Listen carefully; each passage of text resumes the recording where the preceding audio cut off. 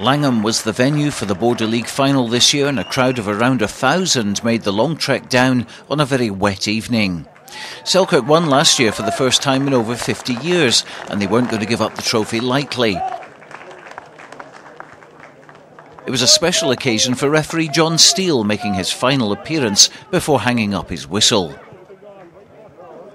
And right away it was clear both Selkirk and KELSO weren't going to give an inch. Both teams knew their opponents well, and the marking was very tight. With the wet conditions adding to the mix, it was unlikely we were going to see a lot of points. Early on it was Selkirk who had the first chance when KELSO were penalised at a ruck, but Ross Armstrong put his kick to the left of the posts.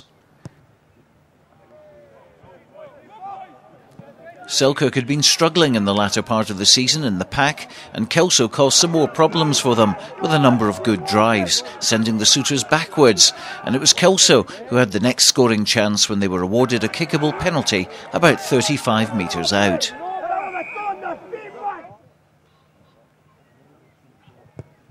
But Kevin Utterson struck the post and Selkirk managed to get the ball first, and the score remained at 0-0.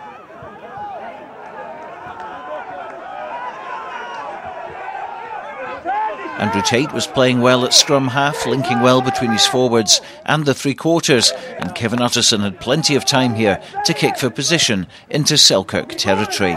But Scott Hendry caught it well and decided to have a go himself, but when he reached Greg Minto, he wasn't going to get any further. There was still nip and tuck as we went into the second quarter, and KELSO's best try-scoring opportunity came when Ross Armstrong's clearance kick was charged down by Ewan Ford. Unfortunately for Ford, he couldn't control it, and Armstrong made up for the kick to rush back in time and beat Utterson to the touchdown. But KELSO were playing well and sensed a score. They were trying to break down the pretty solid Selkirk defence, but they couldn't find a way through. When Tate popped the ball out to Utterson, the KELSO skipper attempted a drop goal, but he sliced it badly, and it ended up in the arms of Lee Jones, and that's someone you certainly don't want to give the ball to. And after comfortably rounding an opponent, his pace quickened as he tried to go outside Nathan Trotter. He managed it with ease, and he ran in much to the delight of the many Selkirk fans to break the deadlock, scoring underneath the posts.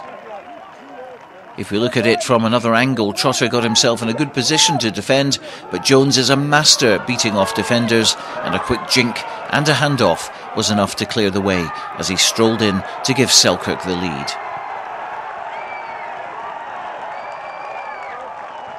Ross Armstrong added the extras and it was 7-0 with half-time approaching. It's what the game needed and certainly brought the crowd to life, and we had a period where both teams fancied their chances with several attacking moves. Utterson put up a good kick here. Fraser Harkness was underneath it well though and slipped the ball out to Ross Armstrong. He found himself in a little bit of space. He had Ross Nixon outside him, but the pass to Hendry didn't quite go to hand, and that was the final chance of the first half, with Selkirk 7-0 up at the break. The rain came on quite strong at the start of the second half, making conditions a little more tricky, but Selkirk were happy to pound the KELSO defence. Prop Martin Murray here, playing his last game for the first 15, went on a typical run and set up an excellent attacking position. But KELSO were penalised for preventing quick ball, and it looked like a certain 3 points in front of the posts. But Fraser Harkness took the quick one, and to be honest, it wasn't his best decision as skipper on the night. It should have been 10-0, but moments later KELSO were just 4 points adrift. John Steele pinged Selkirk in front of their posts, and Utterson wasn't going to miss from there, giving the Tweedsiders their first points of the game. Space to run in for both sides was rare, but Gavin Craig found some, and he was off up the pitch with men in support. Scott Hendry was calling for the pass, but a big tackle stopped him in his tracks and raised a few gasps from the crowd. But KELSO were penalised, and Scott Hendry had a chance to extend Selkirk's lead, but he was off target, and it remains 7-3.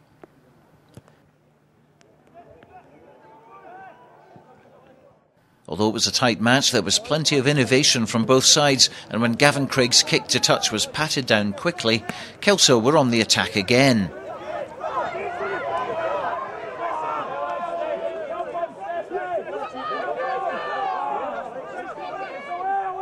The ball was lost though, and Fraser Jack got the ball away to Fraser Harkness. He gathered and put in a chip downfield, but it was taken by Utterson, and he fancied his chances, taking play back into the Selkirk half.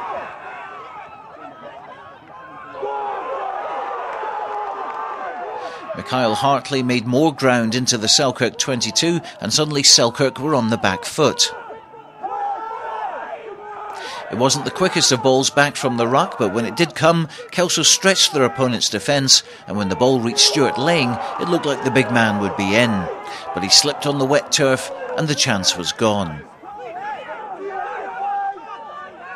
KELSO's forwards piled in, sniffing a try, but time and again Selkirk's defence was superb, and they held firm to keep KELSO from scoring that elusive try which they worked so hard for. When Mr. Steele blew up, it was another moral victory for the suitors. Time was ticking down, and KELSO were committed to throwing the ball about, trying desperately to find a way through the well-drilled Selkirk defence.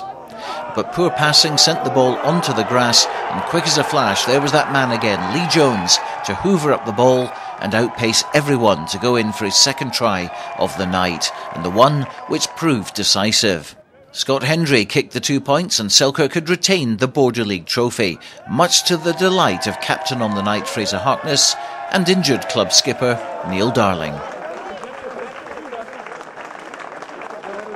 It's tremendous, great effort, you know. I think it was a hard-fought battle, you know. It was a real contest, and it wasn't pretty, I don't think so. However, I think the defensive effort of both teams should be commended. It was fantastic, especially Selkirk at the end there on our own line. I thought we were going to throw it away, but they really fronted up in defence. Eventually turned KELSO over and cleared the line. So, but great. I mean, it's a hard task to defend the Border League. So I'm really chuffed, and the players, it's no more than they deserve. They've had a really good season, and to come away with some silverware the last game is fantastic. KELSO stuck to their game plan. They're good in and about the ruck situation, so they made it hard for us. But as you say, get Jones the ball, and he seems to he's got the Midas touch. He scores tries for fun, so it's good to have him in the team. Stuart, I've never ever been so gutted after a game of rugby like that. It was unbelievable. We asked the boys for commitment. They came up, they gave the commitment. Actually, they gave their all to a man, to be quite honest with you. And at the end we could have won. We maybe lacked just a wee bit of composure in the final 5-10 minutes here. He was hammering away at the Selkirk line, and we didn't get over, maybe a couple of turnovers, but just a wee bit more composure. And that's the difference playing this level of rugby. These guys have been playing first division rugby in that level all season. We've maybe played it once or twice in the season, and to me that's the difference between the two teams. It's important to finish the season like that, I think, because given the past month we've not been up to speed, and that's kind of topped it off for us, and hopefully we'll get a good rest now. So. There was at times tonight I actually thought we wouldn't do it, and then it just shows you that spirit, and that last 20 minutes to defend our line like that, and then Lee Jones to break away and score, just what a way to win it.